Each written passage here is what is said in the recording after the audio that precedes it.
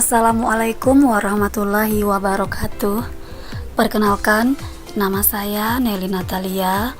Saya adalah mahasiswa pasca sarjana UT UPBJ Pekanbaru Riau. Pada kesempatan ini saya akan mencoba menjawab tugas diskusi sesi 3 mata kuliah MPDR 5302 Studi Komparatif Pendidikan Dasar di berbagai negara.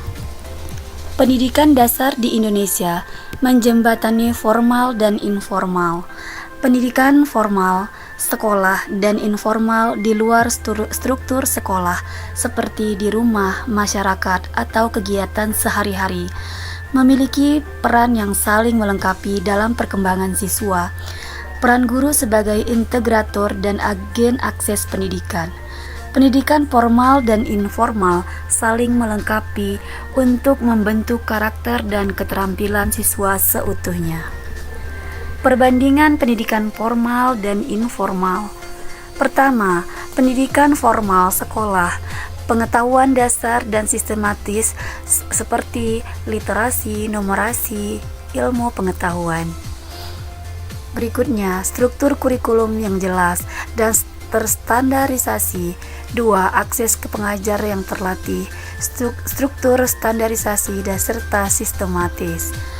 Untuk pendidikan informal, keluarga dan masyarakat, keterampilan hidup dan karakter seperti sosial, emosional, praktis, nilai budaya. Fleksibilitas tinggi didorong minat, relevansi langsung dengan kehidupan nyata, fleksibel, relevan, dan sepanjang hayat. Tantangan kesenjangan.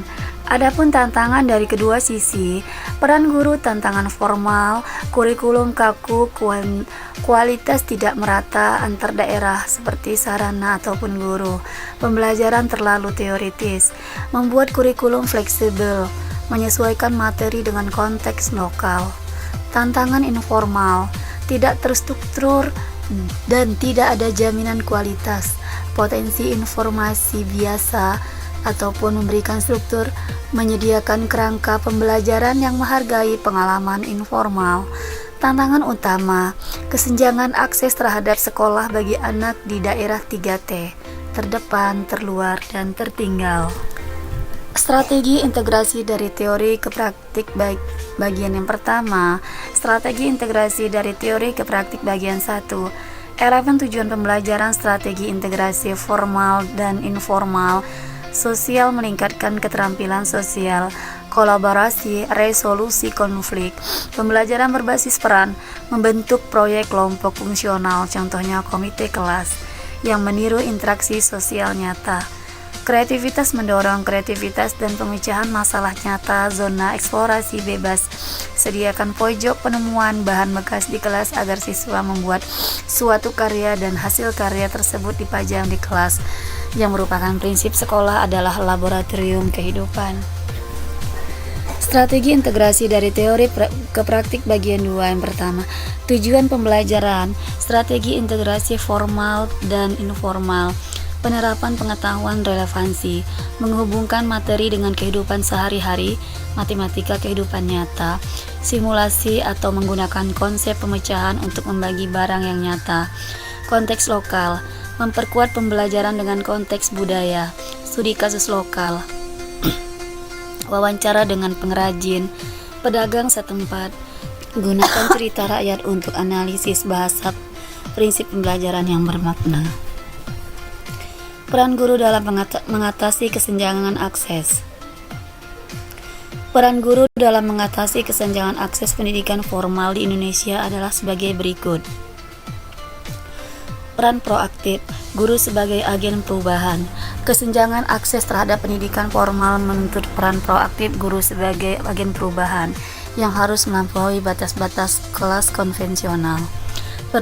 Perluasan akses melalui fleksibilitas. Guru berperan sebagai penjangkau dengan menerapkan fleksibilitas dalam metode dan lokasi pembelajaran. Strategi kuncinya meliputi sekolah bergerak atau komunitas yang bergerak, membawa proses belajar ke tempat berkumpul masyarakat seperti balai desa dan rumah ibadah, untuk mengatasi hambatan geografis dan biaya.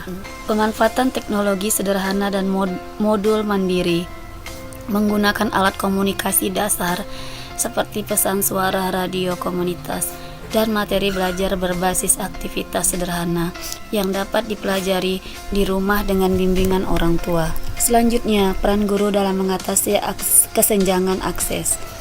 Guru harus memandang pengalaman hidup siswa, pendidikan informal sebagai aset bukan kekurangan.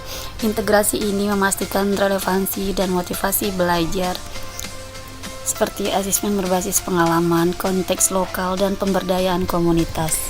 Secara kesimpulan, pendidikan formal dan informal harus saling melengkapi. Formal menyediakan struktur dan pengetahuan sistematis, sementara informal memberikan relevansi, keterampilan hidup, dan motivasi intrinsik. Peran guru sangat krusial sebagai integrator dan agen akses.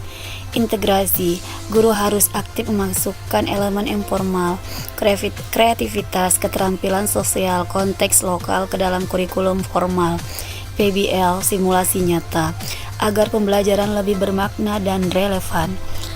Mengatasi kesenjangan bagi siswa dengan keterbatasan akses, guru harus bersikap fleksibel melalui model sekolah bergerak atau modul mandiri sederhana. Guru wajib memandang pengalaman hidup informal siswa sebagai aset yang menjadi pondasi untuk membangun pengetahuan formal. Tujuannya akhirnya adalah menciptakan pendidikan yang menghargai dan memperkuat modal sosial emosional siswa, memastikan mereka mendapatkan manfaat dan kedua sistem pendidikan. Demikian, terima kasih. Assalamualaikum warahmatullahi wabarakatuh.